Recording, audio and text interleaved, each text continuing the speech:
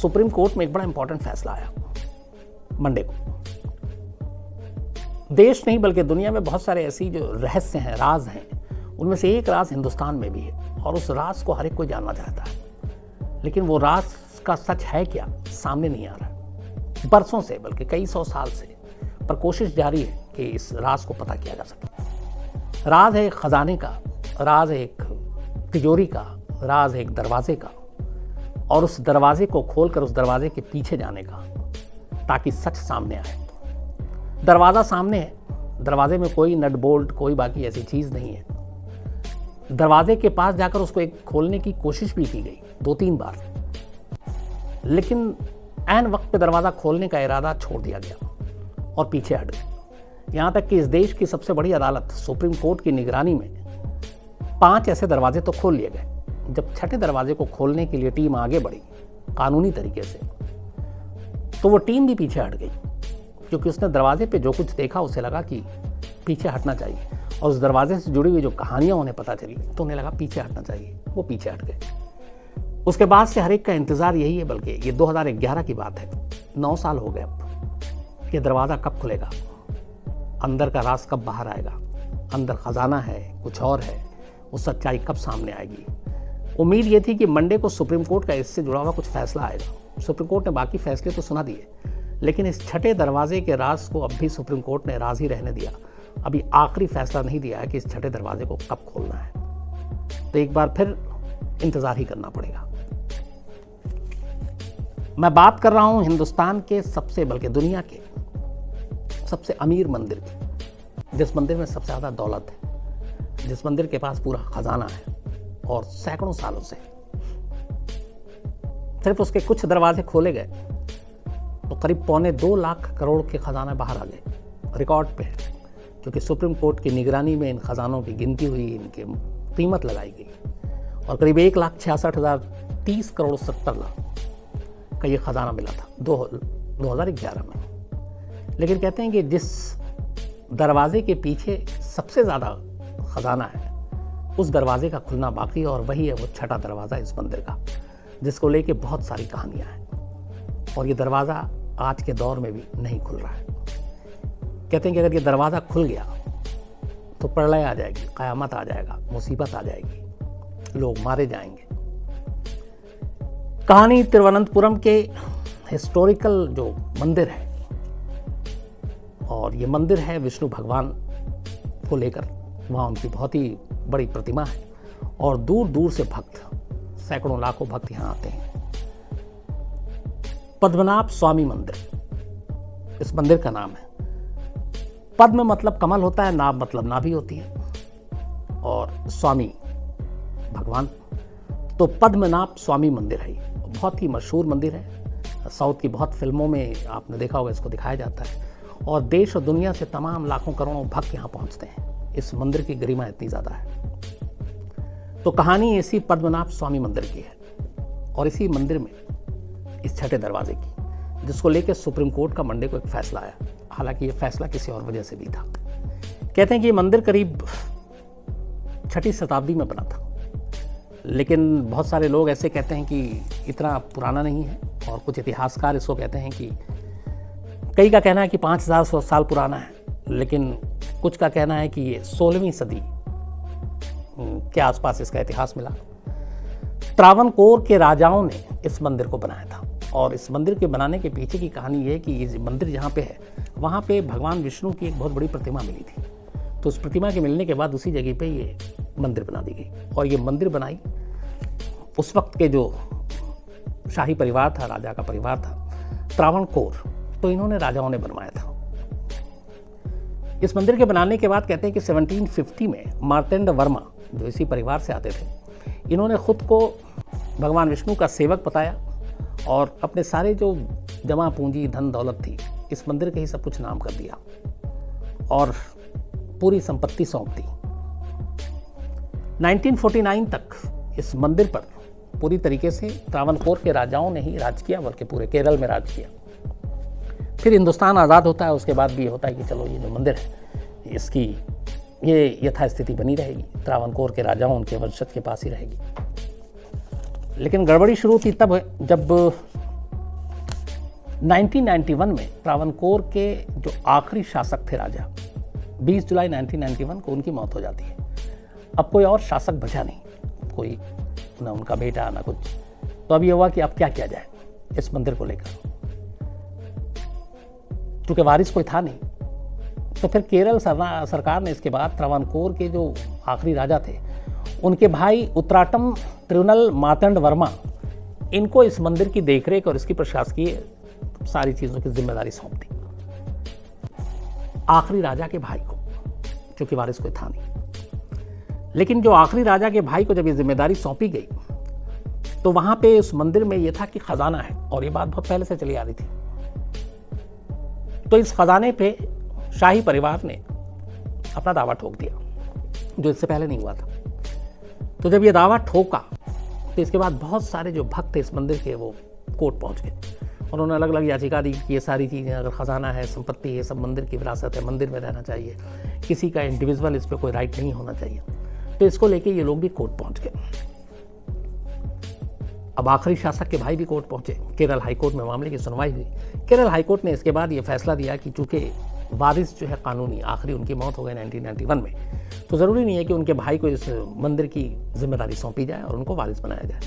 तो इसलिए केरल हाईकोर्ट ने अपना एक फैसला दिया और उनको इस मंदिर की जो इंचार्ज बनाया गया था आखिरी राजा के भाई को, उसको उससे बेदखल कर दिया गया और कहा कि ये एक ट्रस्ट जो है इस मंदिर के कामकाज को संभालेगी। केरल हाईकोर्ट के इस फैसले को सुप्रीम कोर्ट में चुनौती दी गई और उसमें आखिरी राजा के भाई ने भी चुनौती दी। मामला सुप्रीम कोर्ट में गया। अब इसी के बाद सुप्रीम कोर्ट में और इस दौरान में कुछ चीज़ें भी आई कि शासक बदला गया है, अब ट्रस्ट को दिया गया, तो मंदिर में बहुत सारे खजाने हैं, चोरी होने का खतरा है, उसको चुराया जा रहा है। तो उसको लेके फिर सुप्रीम कोर्ट ने 2011 में एक अपने ही निगरानी में एक टीम बनाई और कहा कि इस पद्मनाभ स्वामी मंदिर के अलग अलग जो तिजोरी और दरवाजे हैं, उनको नाम दिया जाएगा था ABCDEF, 6 दरवाजे। तो इन सबको बारी बारी से खोला जाए और देखा जाए उसमें क्या क्या है। तो दरवाजे खोले गए, 5 दरवाजे खोले गए, ACDEF, B छोड़ दिया गया। ये वही B है जिसको छठा दरवाजा आज कहा जा रहा है। इन 5 दरवाजों को जब खोला गया तो उसमें से उस वक्त बेइंतहा खजाना मिला, जो करीब 1,66,030 करोड़ 70 लाख जिसकी कीमत थी। सोने चांदी के जेवरात, रूबी, अलग अलग डायमंड, मतलब आंखें खुली की खुली रह गई, इतने खजाना इसमें था। लेकिन कहते हैं कि जितना खजाना बाहर आया उससे ज़्यादा खजाना जो छठा दरवाज़ा है, जो B है, उसके अंदर है। जब सुप्रीम कोर्ट की निगरानी में टीम उस दरवाजे को खोलने के लिए गई तो देखा कि उस दरवाजे के ऊपर 2 सांप के निशान बने हुए चिन्ह हैं। इसके बाद पहले से ही कुछ कहानियां थी और वहां पे जो गए और उन्होंने देखा तो उन्हें कुछ अजीब सी चीज़ फील हुआ, उन्हें अजीब सा लगा। इसके बाद उन लोगों ने तय किया कि इस दरवाजे को नहीं खोलेंगे। फिर सुप्रीम कोर्ट में रिपोर्ट गई, फिर सुप्रीम कोर्ट ने भी उस पर कहा कि ठीक है, हम बाद में फैसला करेंगे। अब इस दौरान में ये सारी चीज़ें चल रही थी कि मंदिर की निगरानी कौन करेगा। आखिरी राजा की मौत हो चुकी है, भाई को पहले दिया गया केरल सरकार ने, लेकिन फिर भाई ने जैसे ही खजाने पे दावा ठोका तो केरल हाईकोर्ट ने बेदखल कर दिया। ये सारी चीज़ों की सुनवाई और छठा दरवाज़ा खोला जाए कि नहीं खोला जाए, क्योंकि एक तरह से ये भी बात उठ रही थी कि छठे दरवाजे के पीछे बहुत सारे कुछ रहस्य हैं, राज हैं, जो नहीं चाहता है शाही परिवार की बाहर आए, और इसीलिए वो अलग अलग कहानियाँ बुन रहे हैं ताकि लोग डर जाए, और इसलिए इस दरवाजे को खोलने नहीं दिया जा रहा। तो ये सारी चीज़ें हुई, मामला सुप्रीम कोर्ट में गया। 2011 में खजाना मिले, लेकिन असली खजाने की बात थी कि वो दरवाज़ा नंबर 6 के पीछे है। 6 नंबर दरवाज़ा खुला नहीं। सुप्रीम कोर्ट को फैसला भी देना था कि इस मंदिर की निगरानी देख रेख किसको दी जाए। उसी का फैसला दरवाज़ा खोलना और इस मंदिर में क्या भी, चूँकि आखिरी राजा की मौत हो चुकी है तो उसकी जिम्मेदारी राज परिवार को दी जाए या नहीं दी जाए। 2 दिन पहले मंडे को सुप्रीम कोर्ट ने अपना फैसला सुनाया और एक बड़ा फैसला ये था कि सुप्रीम कोर्ट ने कहा कि चूँकि आखिरी राजा की मौत हो चुकी है, लेकिन शाही खानदान से उनका भाई भी आता है और शुरू से ही इस खानदान ने इस मंदिर की सेवा की है, तो इसीलिए त्रावणकोर की फैमिली ही इस मंदिर की देखरेख और निगरानी करेगी और वो इसकी मैनेजमेंट चलाएंगे।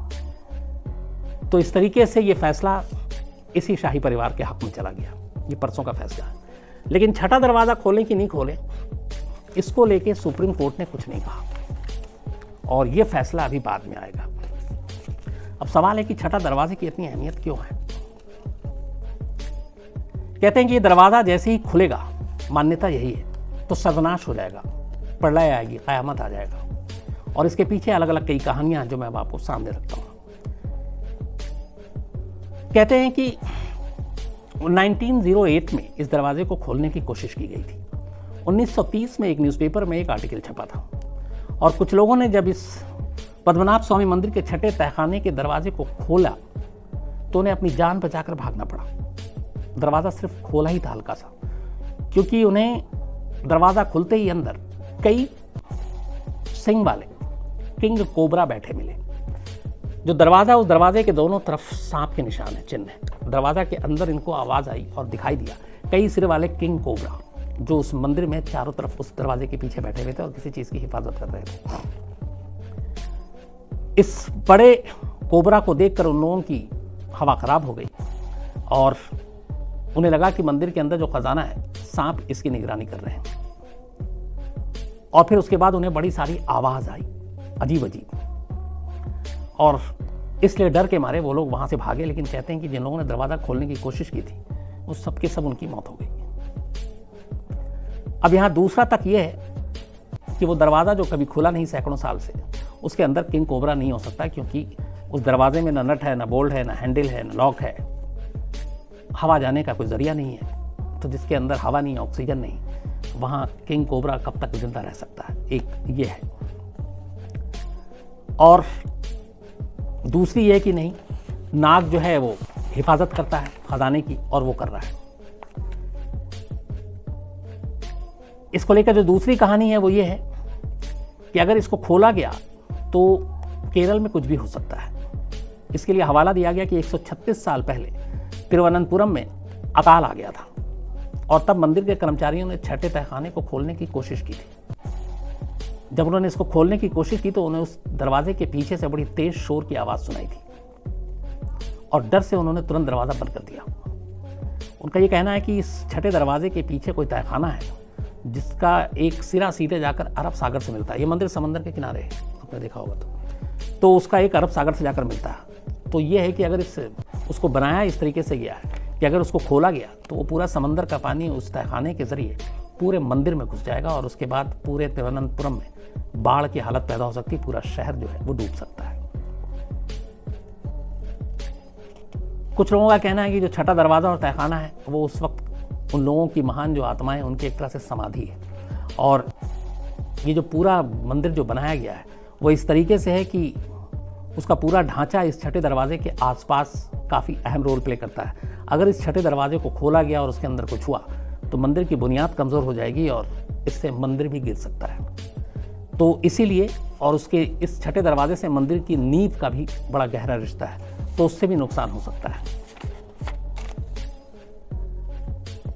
अब ये अलग अलग सारी कहानियां हैं, लेकिन जो सबसे बड़ी चीज़ आई इन कहानियों को लेकर और जिसने सारी चीज़ें सबसे पैदा की वो ये थी कि जब 2011 में मंदिर से खजाने निकाले और उसके बाद सुप्रीम कोर्ट की निगरानी में उसकी काउंटिंग हुई, उसकी कीमत लगाई गई, उसके बाद अचानक पता चला कि इस मंदिर में करीब 186 करोड़ 186 करोड़ के सोने के जो बर्तन हैं वो गायब है। असल में हुआ ये था कि जब शुरू में काउंटिंग की गई तो पता चला कि यहाँ पे 822 सोने के बर्तन थे। उसके बाद